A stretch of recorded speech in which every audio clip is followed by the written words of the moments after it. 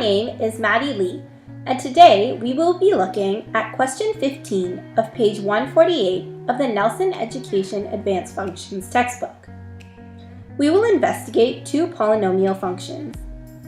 I will describe the graphs of the family of polynomials for each of these equations based on x-intercepts, or zeros, degree of the function, turning points, and behaviors, intervals of increase and decrease, and finally, the domain and range.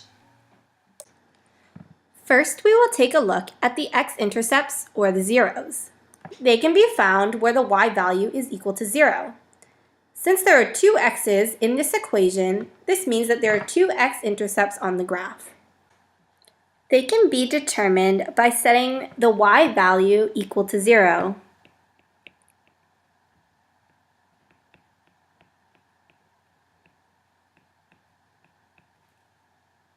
This can be repeated with the second x-intercept, and we find that our zeros are at 2 and 4. Next, we will take a look at the degree of the function. This equation is in factored form, and each component is of order 2. The sum of the orders gives you the degree, meaning that this function has a degree of 4. If an equation has a degree of n, then the max number of turning points is n minus 1.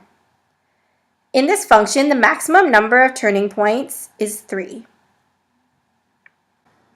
The third property we will look at are turning points. These are points on the graph of the function where it changes from increasing to decreasing or decreasing to increasing.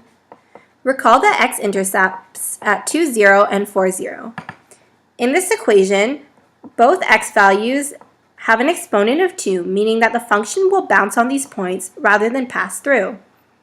Since there is a change in direction at coordinates 2, 0, and 4, 0, they are both turning points. Based on the degree, there is a third turning point on this graph in between the x-intercepts. In this case, the third turning point is at 3. To determine the y value, the a value must be given so that the y value can be solved for. Since we know the degree of the function, we can now determine the end behaviors. This is the behavior of the graph of the function as x approaches infinity and negative infinity.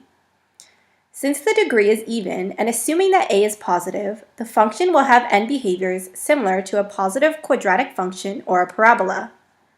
This means that the function will open upwards. Based on this information, the end behaviors of the function are as x approaches infinity, y approaches infinity. And as x approaches negative infinity, y approaches infinity. The next property of the graph that we can find are the intervals of increase and decrease. These are the intervals within a function's domain where the y values of the function get larger or smaller as we move left to right. They are written in interval notation and always use round brackets. Since we know the turning points, we can determine this property. Based on the end behaviors, the function first decreases until the first turning point at x equal to 2. This is the first interval of decrease. We know that since there are 3 turning points, there is a second decrease at x equal to 3 and x equal to 4. This means that the function increases from x equal to 2 to x equal to 3, and the final interval of increase is from x equal to 4 to infinity based on the end behaviors. The final properties that we will find are the domain and range. The domain of a function is the complete set of possible values of the x or independent variable. The range of a function is the complete set of all possible values of the y or dependent variable. Since there are no restrictions on power functions, the domain is x such that x is a real number. Since the function does not cross the x-axis and opens upwards like a parabola, the range of the function is y such that y is greater than or equal to 0, and y is a real number. In summary, the graph of function a has intercepts at 2, 0, and 4, 0. It also has an even degree of 4.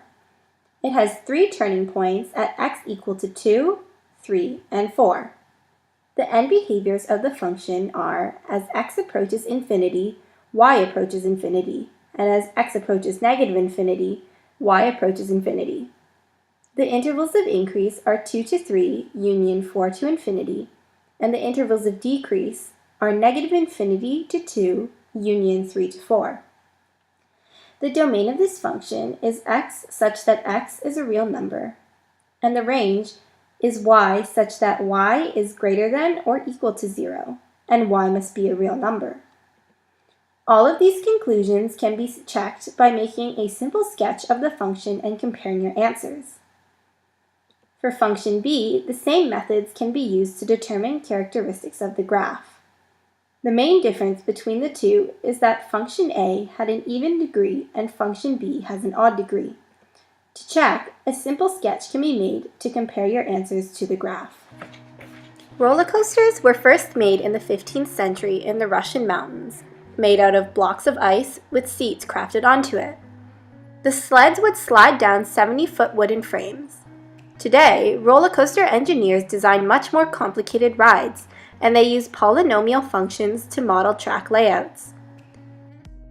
Polynomials are needed to simulate the ride using parabolic features, turning points, and max and min points along the track. Consider the functions within this question. An analysis of the graph using the leading coefficients, degree of the function, and other characteristics help engineers to assess the safety and technicalities of the ride when combined with other disciplines such as physics, environmental studies, or wind dynamics. In doing so, the final track layout will not only be safe, but also bring thrill to the riders. This was Maddie Lee, teaching you how to find characteristics of polynomial functions in question 15 on page 148 of the textbook.